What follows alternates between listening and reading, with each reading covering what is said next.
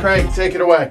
Okay, so this is a push your luck game, and what we're going to be doing is at the start of every round, we are going to be wagering some amount of chips. Secretly, we'll all reveal our bid or our wager simultaneously, and then we're going to be playing to win that bid. We're all starting with 200 chips,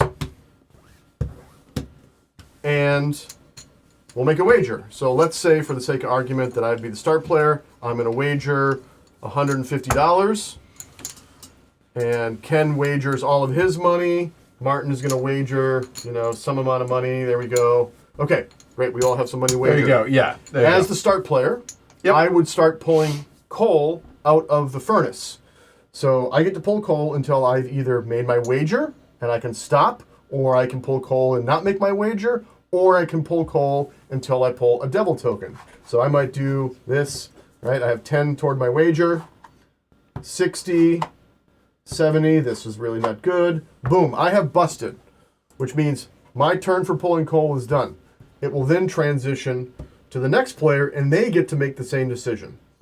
I can still win my wager if somebody else hits my $150. So just because I didn't make $150 doesn't mean I'm not going to get paid off. So it goes around, everybody's going to get a chance to pull coal, and they will either bust or choose to stop. At the end of the round, if you made it, you get paid that amount much money. If you didn't make it, you kick money into the kitty and you've lost. A couple of bonuses. The first bonus is if I have drawn the most number of chips, regardless if I have made my wager or not, that is going to pay an extra $50 if I have the most nuggets. Most without busting. Without busting. If somebody else also has 4 nuggets, they will also get paid that $50. The second bonus that pays out, if I have drawn the most chips without busting, that is the singular highest amount of chips. So if I get to 180 or 200, that might give me another $50 too. Ties are friendly. The third thing that can happen is if someone at the table has singularly wagered the most money. If that happens and that person's wager gets covered, they get paid double. Now, as the rules are written, it's supposed to be all the players that bid the same amount. However, you guys have always played this. Yeah, I think we have played way. it accidentally and then discovered we were playing it wrong. Yeah. And we're playing the heavy cardboard variant, i.e. that. So that is the way we always play this game, which is only if the single person. So if I bid 150, nobody else has bid 150, and if I make this bid or someone makes this bid, I'm going to profit 300. But if I bid 150 and Craig bid 150, neither of us, we only can make 150. Correct. So that's the house rule.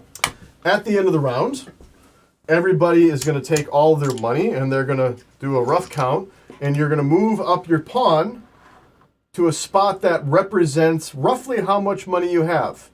So if you have exactly 300, white might move their pawn there. If red has somewhere between 2 and 3, they say I have somewhere between 2 and 3, so on and so forth. You could go all the way down to 0 or somewhere between 0 and 50. There's a little bonus for the people who are in that spot. In a future round, if you're in the 0 to 50 spot and somebody busts, you get a payout of $50 from each person who busts. From the players. From the players, not from the bank. You get it right from their stash. So, Craig busted, he would owe 50 per player? Correct. Mm-hmm. Okay. And if you can't pay it, So be careful on busting. Yeah, that's right. If you cannot pay it, then it comes from the bank. It won't make you feel good. And money you get from the pact with the devil cannot be used to wage. That's correct. Yeah. Also, if, let's say, pink, yellow, and green are up here, perfect. Let's bring yellow up here as well. So blue is singularly in last place. They would get the $50 payout if somebody busts. If that happens, 2 people are singularly, no devil's bonus. Only here. Yeah. Correct. With multiples. Yep. We are going to play till someone hits 1,600.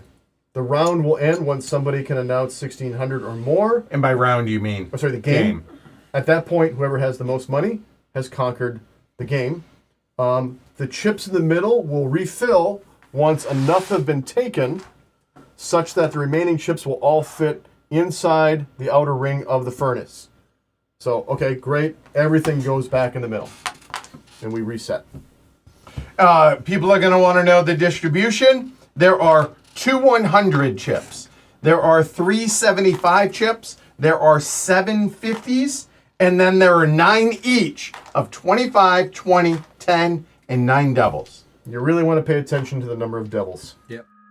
Hey, thanks for watching, y'all. I know I say that at the end of every video, but that's because I really appreciate that y'all take the time to watch the videos that we create. So if you enjoyed it, and I think you did, then watch a few hundred of those. Don't just watch 1 or 10. Do that. Subscribe to the channel if you don't already, and consider supporting the show on Patreon, because you know what? It really does help. Thanks, y'all.